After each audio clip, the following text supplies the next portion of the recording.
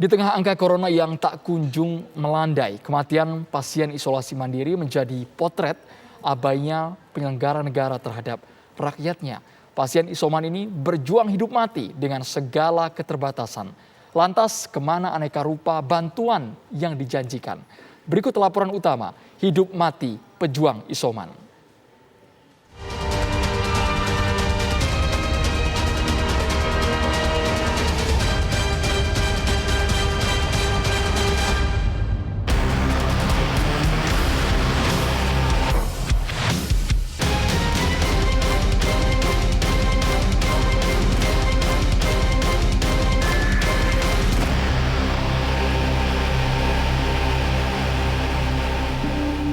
Inna lillahi wa inna ilaihi raji'un. Inna lillahi wa inna ilaihi raji'un. Inna lillahi wa inna ilaihi raji'un. Allahumma ajurni fi musibati. Kabar duka bertalu dari pengeras suara masjid. Satu persatu warga diumumkan berpulang lebih dulu. Tidak melulu mereka yang berusia senja. Ada pula yang masih belia. Dan di antara yang diumumkan itu, terselip nama mereka yang tengah menjalani isolasi mandiri setelah dinyatakan positif COVID-19. Sulitnya mendapatkan akses kesehatan, meski tergolong bergejala parah, membuat mereka pasrah menanti nasib. Pasien isoman ini mengkonsumsi obat terapi COVID seadanya dengan perawatan ala kadarnya di rumah.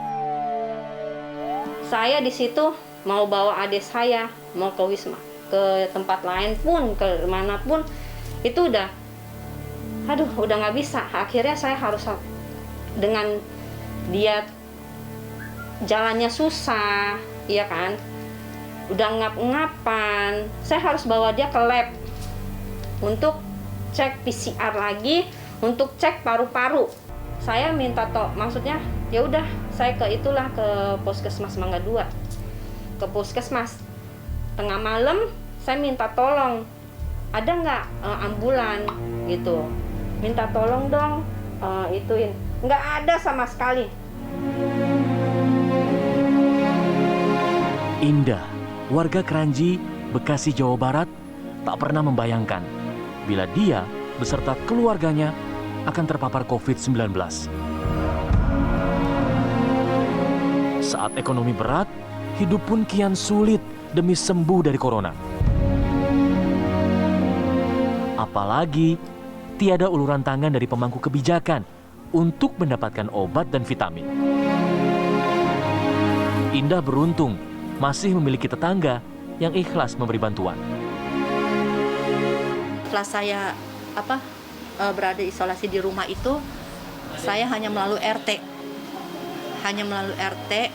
Berhubungan, dalam arti saya minta obat ya, dan juga alhamdulillah saya dapat sembako, istilahnya dari sumbangan dari warga juga. Nah, tapi kalau untuk dari yang lain-lainnya saya nggak dapat, karena saya juga dibantu sama saudara ya, dibantu sama saudara sekedarnya. Karena saya isolasi di rumah, saya nggak bisa kemana-mana, jadi hanya saya melalui RT komunikasinya. Bayangin dulu, isolasi mandiri ini tujuannya sebetulnya untuk yang tanpa gejala, tidak perlu obat, karena itu isolasi mandiri supaya tidak menular, bukan untuk pengobatan karena akan sembuh semuanya.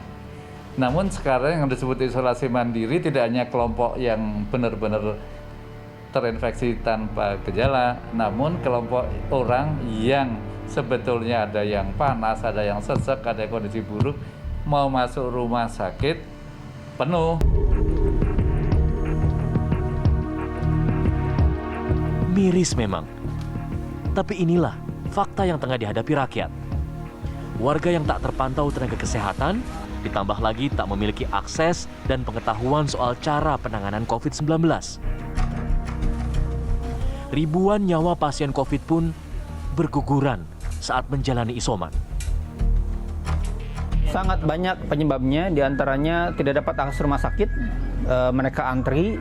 Yang kedua, mereka tidak dapat IGD atau tidak dapat ICU. Yang ketiga, karena tidak dapat oksigen, gitu-gitu. Jadi rata-rata juga mereka datang ke rumah sakit juga sudah dalam kondisi yang sudah parah. Jadi mereka tidak tahu. Dan yang berikutnya adalah lemahnya pengawalan dari nakes. Jadi karena nakesnya pada tumbang, puskesmas tumbang, sehingga tidak bisa mengawasi yang isoman di luar. Tidak terpantaunya karena mungkin tidak terlaporkan ke Satgas atau kemudian tidak akses kepada layanan puskesmas atau juga datang ke Fasiankes memang sudah pada kondisi yang kritis ya, sehingga memang tidak bisa memberikan waktu yang cukup untuk fasilitas pelayanan kesehatan memberikan pengobatan ataupun pertolongan.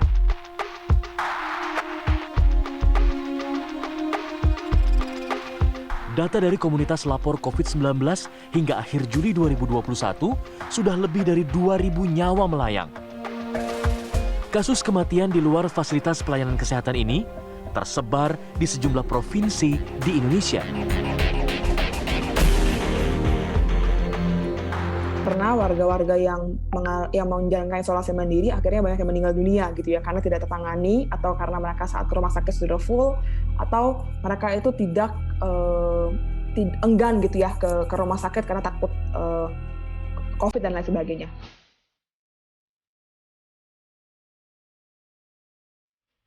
Sejatinya, Kementerian Kesehatan telah memiliki program pendampingan bagi pasien COVID-19 yang menjalani isoman.